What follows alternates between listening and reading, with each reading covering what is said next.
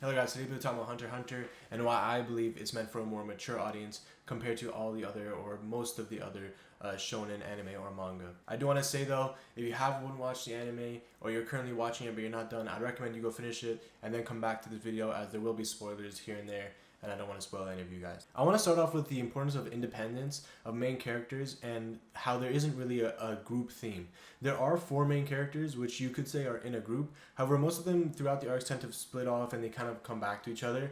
And the reason why I say independence is important is because unlike Naruto and Team 7 or One Piece and the crew or Dragon Ball in the sense of community, the anime for Hunter x Hunter and the manga the story kind of revolves around 2-ish characters at a time, again maximum 4, but they're not all together at the same time all the time, right? So it's mostly Gon and Killua or just Kurapika or Leorio. We haven't really seen much in terms of his own arc within the anime. I don't think we've gone to that point yet. However, the story surrounds Gon and Killua for the most part and their own individual growth, similar to Kurapika. The important aspect of independence and why I believe it kind of points towards a more mature audience is because not only are the main characters on the younger side, they're not like 18, 19, 20, they're more like 11, 12, 13, something around there, right? But they also have their own goal in mind and they know what they want.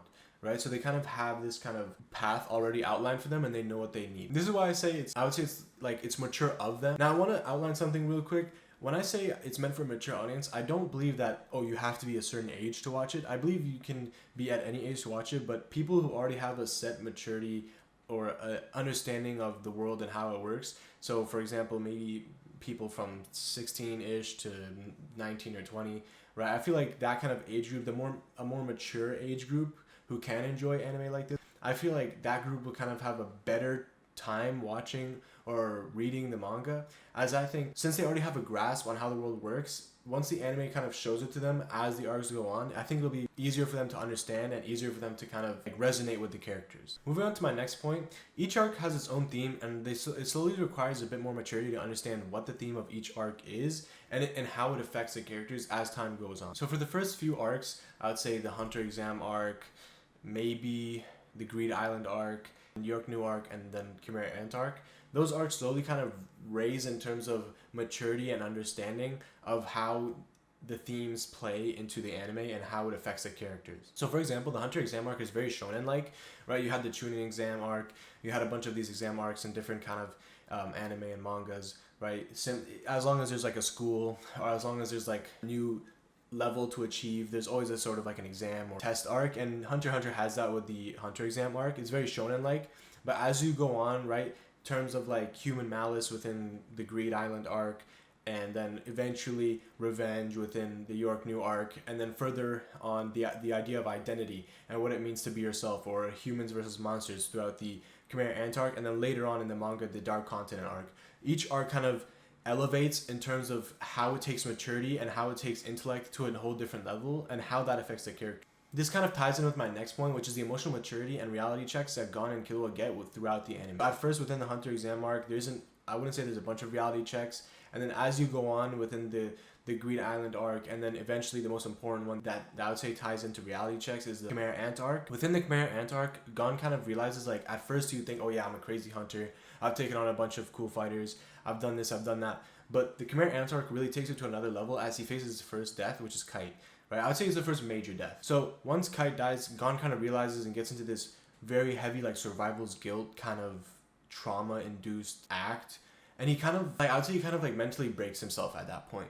Right? That's where we see like how Gon really reacts to death to someone who he cares about, in regards to when the enemy just does not care, or the enemy has pure human malice, or there isn't a very strong reason for their death. It wasn't like Kite died of age or Kite died of an illness, right? Kite died in a fight with someone whose idea for victory was complete dominance, right? So once again, going back to human malice, right? This is why I believe, like, eventually, especially now at the Chimera Ant arc and then eventually the Dark Continent arc, this is where maturity really kinds to hit Gon and Killua with a whole new kind of meaning, right?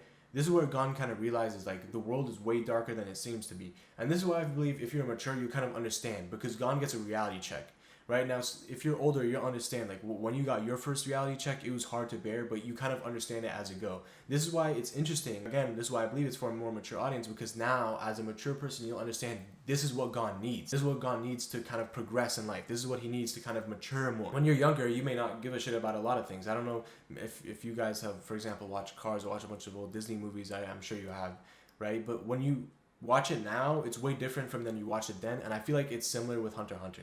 If you watch it when you're 12, you may not understand a bunch of things, but when you watch it now, you will. And that's why I feel like it's meant for a mature audience, and that's why I feel like the themes and reality checks within the show kind of really enhance the characters and take them to the next level as they grow. This kind of ties in with what I was saying earlier about the importance of identity, and how that really ends up tying in with Meruem as well.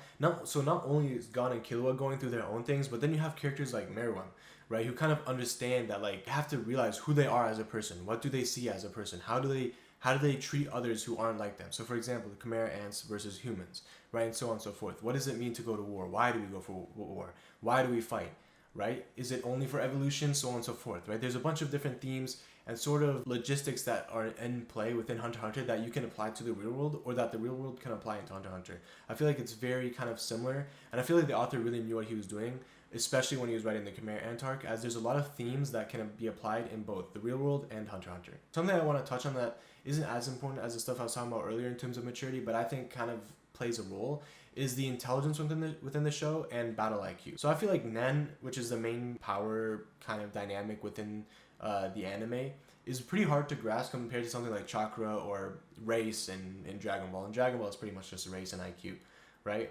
But within Hunter x Hunter, it's more like this deep understanding of Nen and how it works, right? There's different kind of things that you have to use to even understand it, the secrecy behind Nen in the universe, and how you need a master to kind of teach it to you. It's not just like public knowledge. It's not like you can pick a book on Nen and just read it and then understand it, right? It's something that you kind of have to go through years of understanding. Even Nen users themselves don't fully understand it. I would say only the more advanced ones do, which is why I feel like it kind of, again, also leans towards a mature audience, because it kind of takes a second for even us as readers to understand how exactly it works. There are a bunch of forums online explaining how it works and so on and so forth. And even then, a lot of people get confused, which is another reason why I think it's, again, I'm not saying it has to be for a mature audience just because it's a little bit difficult to understand. I'm sure if you watch a video or two, you would understand it. That's why I think when it comes to Nen, like, you gotta watch a whole different video if you don't understand it from the anime, just to kind of get a grasp of how it works. But overall, even the battles themselves, right, Gon and Killua have to understand how a battle works mid-fight to kind of change the tides. It isn't something as simple as, oh,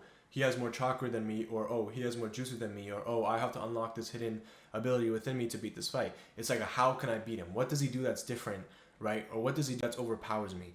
Is it this? Is it that? Maybe if I use Gyo, maybe I can see something that he's hiding, and so on and so forth. There's many different aspects that affect the battle and affect how Gon and Killua have to take it, right, to kind of change the tides, which I think is important in terms of battle IQ, because not every fight within Hunter x Hunter is just a fight for looks. A lot of these fights actually have a meaning to it and help them progress further in their skills, right? It enhances their skills. It teaches something that they didn't kind of know before and gives them a new perspective on battles, which is why I think the battles in Hunter x Hunter, or the fights in Hunter x Hunter, they're kind of more based on skill, and they help teach the characters. That's what a lot of animes don't really do, from what I can say. They don't help teach the character how to fight properly, how to fight better. They kind of go through their own little training arcs or whatever, right?